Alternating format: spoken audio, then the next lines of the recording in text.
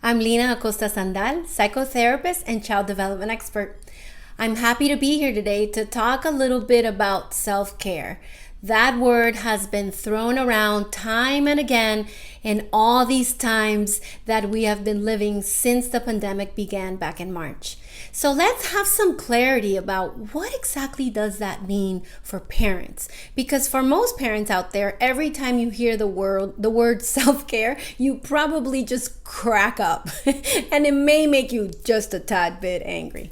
So let's talk a little bit about what you can do that is very practical and doable as a form of self-care that doesn't take a bathtub or a day at the spa.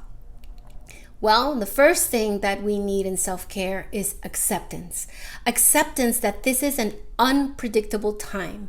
This is very important for decision making.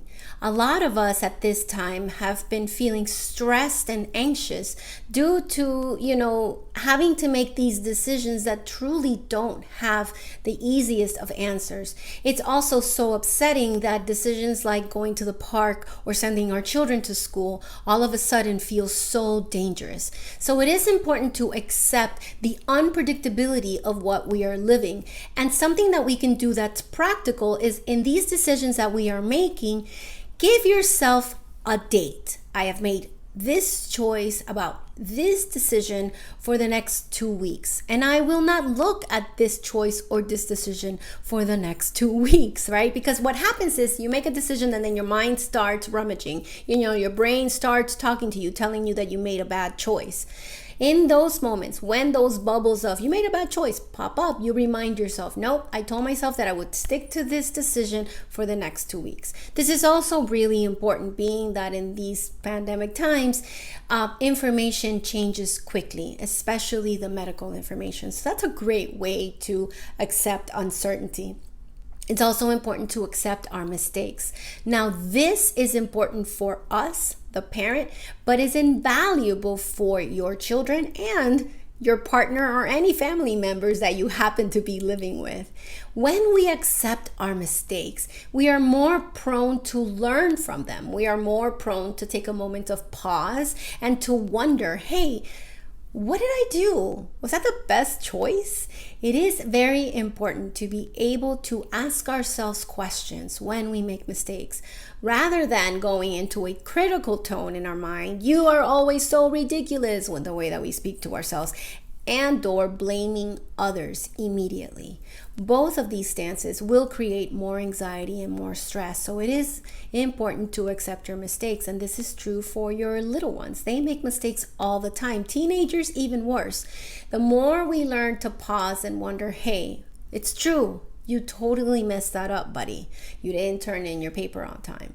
But let's think about what you could do next time, is a way better stance than telling them, you are so ridiculous and lazy.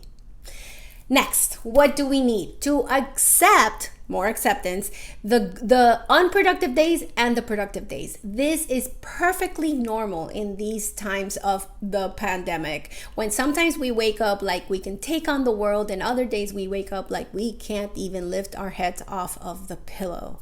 It is important to give yourself the grace on those unproductive days to just handle health and hygiene for yourself and your child. It's okay one day that your child doesn't sit with you doing Legos and having a deep discussion about feelings will not hurt them or traumatize them. So give yourself some grace. Notice that you're not very productive that day and just deal with hygiene and health in the decisions that you make for that day.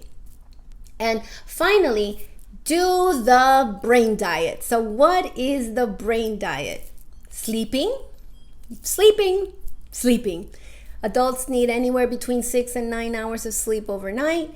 Children 6 and older, including the adolescents, need anywhere between 8 and 10 hours.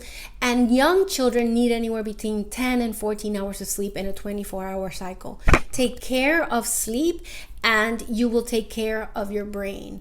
Exercise, move, walk around the block 30 minutes, 4 times a week. Meditate, slow down. And these things will help you and your brain feel better, feel healthier, and they're way more practical self-care than heading over to a spa. Who has money for that anyway?